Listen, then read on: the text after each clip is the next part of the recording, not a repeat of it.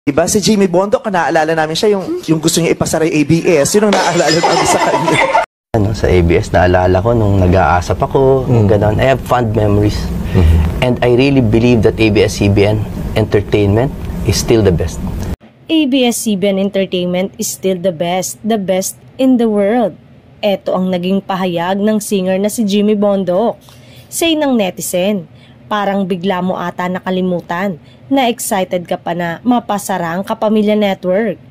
Ipinost din ng isang netizen ang post mismo noon ng singer, May 22, 2019, mga isang taon bago mapaso ang prangkisa ng ABS. I am so excited to see the biggest TV network close down.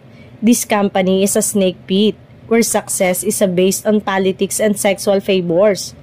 Nobody dares to talk about it because they either benefit from it or they would rather not have them as enemies.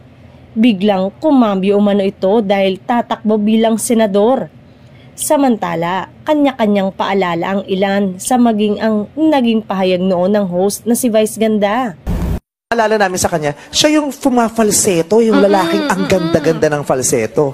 Si Nina, nag-acoustic din dati, ang naalala namin sa kanya, siya yung sumisipol, pumipito. Diba? Si Jimmy Bondoc, naalala namin siya yung gusto niya ipasara yung ABS, yun ang naalala namin sa kanya. Say nito, si Nyoy, diba nag-acoustic siya?